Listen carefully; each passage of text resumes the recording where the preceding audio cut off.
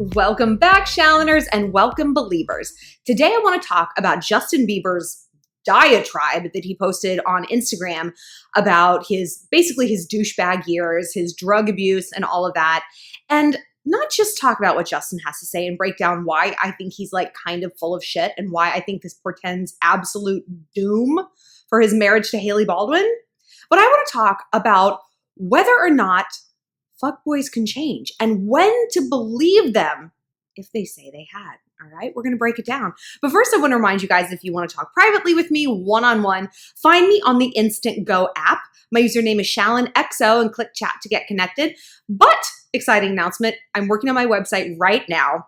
Like, as we speak, it's like being built in like the website factory. I don't know how websites work. And so you guys are going to be able to contact me there. So give me like a week or two and then it's going to be awesome. But in the meantime, contact me on Instant Go and also follow me on Instagram at ShallonXO, where I let you guys weigh in on the topic, just like you did on this video. And be sure to listen to my new podcast, Girl on Top, out every Wednesday, where I analyze and answer the best questions you guys submitted over the course of the week. So Justin, okay, I'm not going to read the whole thing because it's like this. I don't know if it's like my college entrance essay. It's the longest thing in the world. But so this is what he starts us saying. The TLDR is he talks about how he can understand where if you're living a life you're full of like anxiety and dread, and because I've been there. And then he goes into the insane pressure and responsibility put on a child whose brain, emotions, frontal lobe, blah, blah, blah, aren't developed yet. And how fame kind of pushed him down a really dark path. In 2 years, there's a lot of like grammar and spelling mistakes. That's also why I'm like not hearing this out loud. Like, you couldn't have someone prove it? Okay. So he's like, in 2 years, my whole world was flipped upside down. I went from a 13-year-old boy in this small town to being praised left and right by the world with millions saying how much they love me and how great I was. I don't know about you, but humility comes with age. You hear these things enough, and as a young boy, you start believing it. Rationality comes with age, and so does your decision-making process. One of the reasons you can't drink till you're 21. All right. So everyone did everything for me, and I never learned the fundamentals of responsibility. So by this point, I was 18 with no skills in the real world, millions of dollars, and access to whatever I wanted. It's a very scary concept for anyone. By 20, I'd made every bad decision you could think of. And then he started talking about how he did heavy drugs at 19, abused all of his relationships, became resentful, disrespectful to women, angry, distant to everyone who loved me, and I was hiding behind the shell of a person I had become. I felt like I could never turn it around. It's taken me years to bounce back from all these terrible decisions and fix things, blah, blah, blah. But God blessed me with extraordinary people, and now I'm navigating the best season of my life, marriage. And he Instagrams, and his grammar is like my grandmother when she was writing my birthday card, like random quotes and capitalizations and underlines. She's like, marriage, quotes, all caps. All right.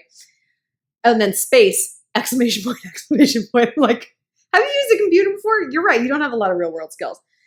So he calls it marriage, an amazing, crazy new responsibility. You learn patience, trust, commitment, kindness, humility, and all the things it looks like to be a man. All this to say, the odds are against you. Keep fighting. Jesus loves you, blah, blah, blah. Perfect, unfailing Jesus love. So I asked you guys your thoughts on this, and you guys opened my eyes a lot because I love Justin. I mean, I love him. He's the king of this channel. But Shawn Mendes is actually the new king. Shawn Mendes is the actual dad. But Justin for the long time was super daddy, and now he's the guy who pees in mop buckets, and it's gross. So one thing you guys called to my attention is I hear him talking a lot, but not saying much. I hear him deflecting and pointing fingers and actually not doing a ton in the way of taking responsibility for himself. And I'm like, that's very, very true. I don't think he's wrong in saying fame messes you up. I say all the time, fame is a type of trauma, and trauma freezes you at the age where it happens. And if you look at Justin and you look at him through that filter of a 15-year-old boy, his behaviors make a ton of sense. He's like this little Bart Simpson, the pissing Calvin, bumper sticker, that you see on every lowered truck that's got a DUI on it, right? Right. So I think that he is correct that fame has messed him up, and certainly a lot of other people. But the part where he takes responsibility for things is way down at the bottom, and it's just a sentence. The bridge sentence I wanted in there was, but at the end of the day, I'm a human being and I'm in control of my behaviors. not my fans, not my managers, not anyone else, me. And I made poor decisions out of weakness, out of entitlement, blah, blah, blah. And I didn't hear that. And maybe that was just the subtext and I'm being like a little nitpicky.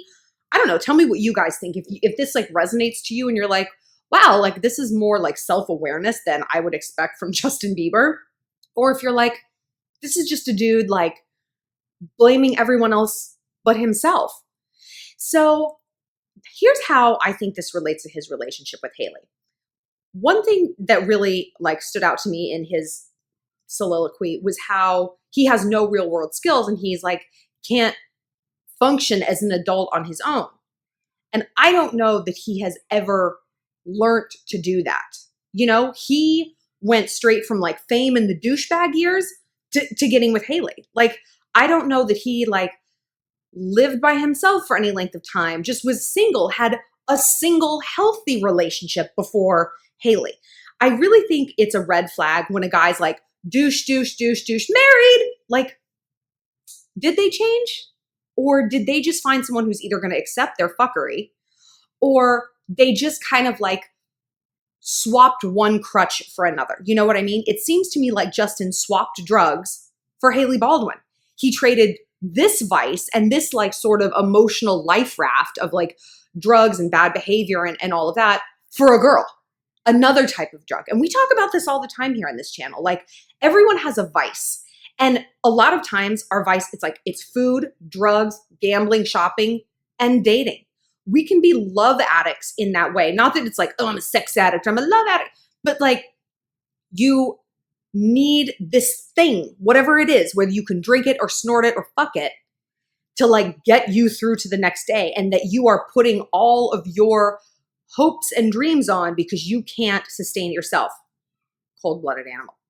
Justin's kind of a cold-blooded animal, you know, because like he said, he never, oh my God, these children screaming outside in the courtyard. It's not a playground. It's not a playground. It's literally a beautiful garden and it's full of children shrieking. Like, I cannot, I just want to go out there with like a power hose and just mow them down. Anyway, what was I saying? Crutches, vices. Let's talk about how this relates to our own relationships, right?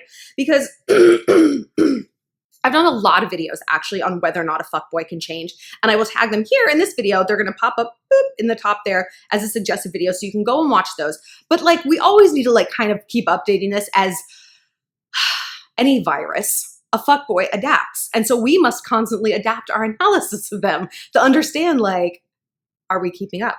So what I want to talk about is, should you believe a guy when he said he's changed, right? Is he lying? Is it even possible? Well, I think the number one thing to look at is he saying he's changed? Is he? And I know that sounds obvious. It's like, well, yeah. Sit and look at your dynamic with a fuckboy, okay? Or a guy that you're dating, or a guy who used to ghost you or has done you wrong, an ex who's come back. Are they actually saying, hey, I've learned things about myself. Hey, things are different now. I can't tell you how many times, how many years of my life I spent making excuses and apologies for guys that they were not making for themselves. I was doing that work. Oh, you don't need to explain why you ghosted me. I myself will come up with an explanation, and that explanation will be based on my palpable desperation. He wasn't saying shit. And because I didn't require it, because what I permitted, I promoted, he never felt like he had to explain himself or even make empty promises. The bar has become so low.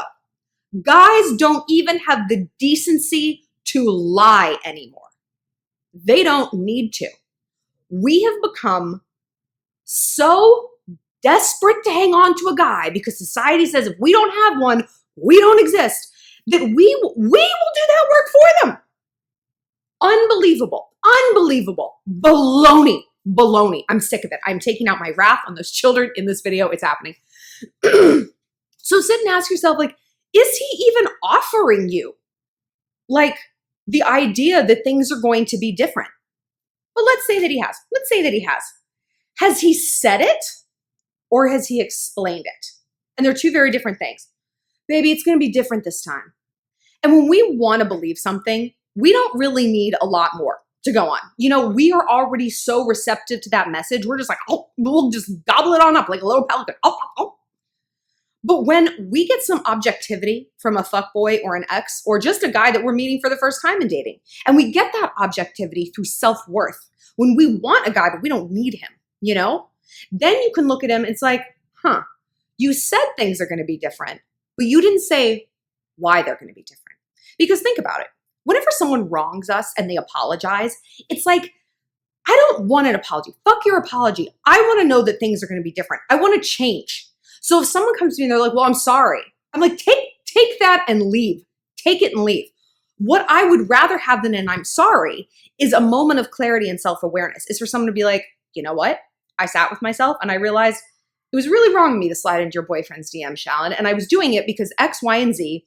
And that had nothing to do with you. And I took it out and like, okay, now I think maybe that behavior won't happen again because you've acknowledged something. You've learned something. Because what do I always say? You can't change what you don't acknowledge. So if a fuckboy or a guy is coming to you with a statement, but none of that acknowledgement behind it, of no, man, it's not going to change. No, he has no intention of doing that. Well, you know what? All right. Let's say he does have an intention. Let's say that he does. Let's say that this fuckboy is slithered on back, or maybe he's a dude that you, like I said, you just started dating and he has alluded to or told you about a very shady past. Like, if there's not that clarity from him, it's not really the past, it's the present.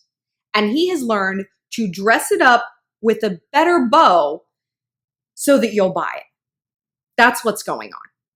And he doesn't even have the decency to fucking lie and pretend otherwise. Okay? So my boyfriend used to be a fuckboy. He was. And he's very clear about it. And he's like, but you were a fuck girl, Shawn. I was like, yeah, okay, I was a fuck girl. I still am. But we'll get to that later. We'll get to people changing and how I know. But I knew that he had gone through a shift in his life because he explained it as such. He's like, you know, I just got to the point where I realized I was using these like disposable relationships to distract me from, you know, what I really wanted to do, which was my career and like issues I had in my personal life and blah, blah, blah. And I was like, good. That is self-awareness. He's like, I started going to therapy, you know, I stopped dating for a while, blah, blah, blah. And so that made me feel secure that he had reached a plane of not only wanting to be better, but he went out and implemented the tools. He got the tools to make that possible. Because anyone can have a good idea, right? A good idea don't mean shit. Oh, I have an idea for a flying car that's big enough to hold an elephant. Cool. Do you have any ability to execute that? Well, no. All right, then move along. So I don't care if someone wants to change. That's almost insulting to me to hear when a guy comes back or is like, I want things to be different. Like, cool. If wishes were horses, beggars would ride. Do you have the ability to execute that kind of change? Maybe, maybe not. Everyone has the ability to become a better communicator. But there are certain things that are not probably going to change. And one of them is cheating. A cheater is a cheater is a cheater. How do I know that? Because I am a cheater. I haven't cheated on my boyfriend now. I never cheated on my husband. But historically, I get an itch. And I get that itch. And like, cheating is a very broad range, right? When I say cheating, I don't mean I have a whole other boyfriend or I'm out sleeping with people. But it's like I'm doing things, or like I had done things that I know the person I was dating would not have liked. I wouldn't have liked it if I was like having a guy friend who I was just a little too close to. And I'm not saying that like if you're a cheater, you're going to cheat on every single person you date, but that is something that's kind of in you. Maybe monogamy is not his thing. Maybe it's not mine. I don't know. Maybe like long-term thing is not sustainable.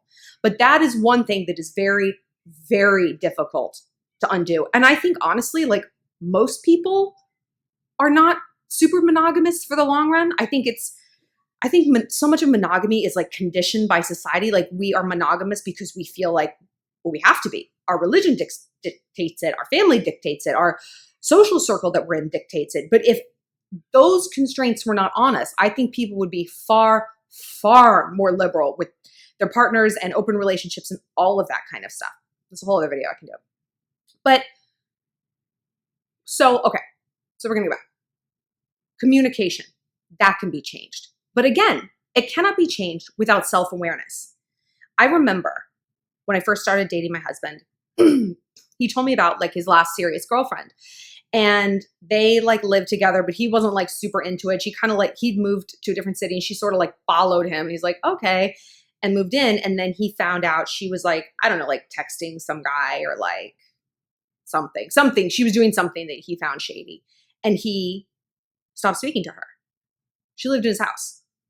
And he's like, I would just come home and she'd be there like crying and begging to talk to me. And I just put on my noise canceling headphones and go into my bedroom and shut the door until she moved out. And I was like, God damn it. Like that is kind of gnarly. Like I didn't say that out loud. Like, you know, when you're dating someone, you're like, yeah, screw her. But in the back of my mind, I was like, that is kind of brutal, man. And I told him that. I was like down the road, I was like, wow, I hope you never do that to me.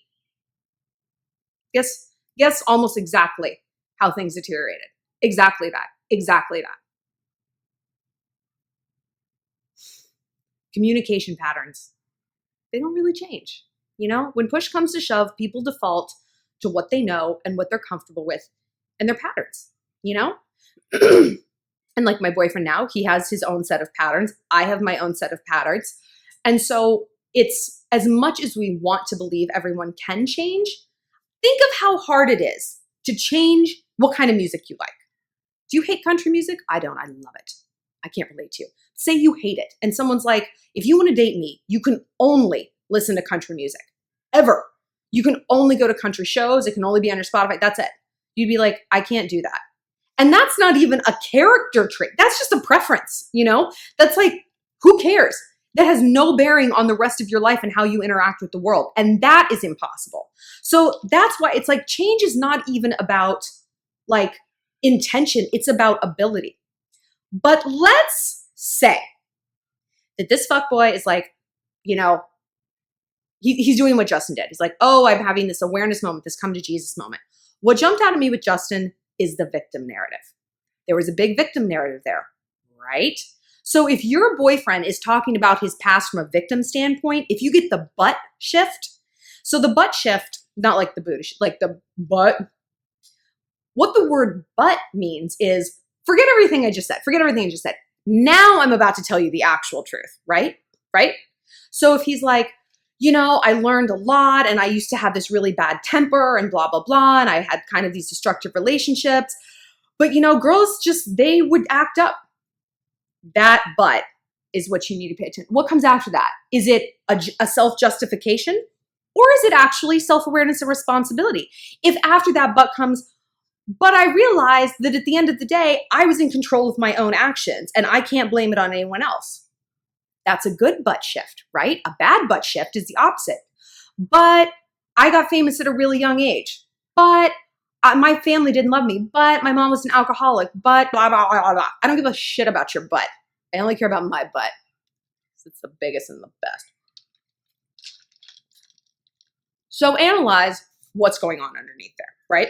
Because like I said, certain things can change. Like a slutty phase, if he was like a hoe and a half and he just slept with a bunch of girls, like, you know, my boyfriend went through that.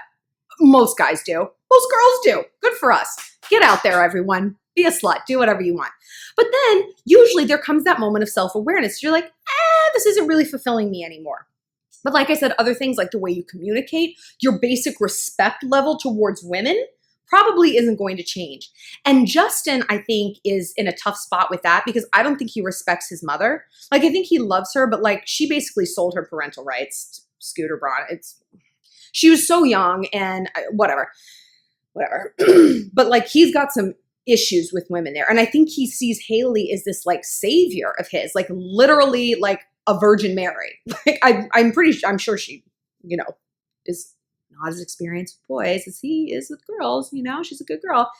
And like that's his clean slate. But I think women on the whole, no, I bet he probably doesn't have a lot of trust for women. I'm not saying that I blame him given his family history, but it's really, really hard to undo that. I don't have a lot of respect for men because I didn't grow up with my dad. And so that may come through in these videos, but that's why I'm a savage because I was like, I don't need you because I don't really understand what you bring to the table. Give me girl gang all day and all night. But I want to hear your thoughts on this. Do you think a fuckboy can change you as a possible fuck girl? If you have changed, as I have, I'm trying, what did make that shift? Did you just kind of get sick of it? Get sick of the whole life, you know? Did you get yourself into some therapy and you realize that the things you were doing were like an emotional getaway car from some issue that you were ignoring or trauma in your life? Tell me about it. And tell me if you think Justin and Hailey have a shot, because right now at this point, I don't know. I just don't know. I want to believe it, but I don't know. But like I said, if you want to talk to me one-on-one, find me on the Instant Go app. My username is ShallonXO and click chat to get connected. Also follow me on Instagram at ShallonXO, where I let you vote on the next video topic. And listen to my new podcast, Girl on Top, out every Wednesday.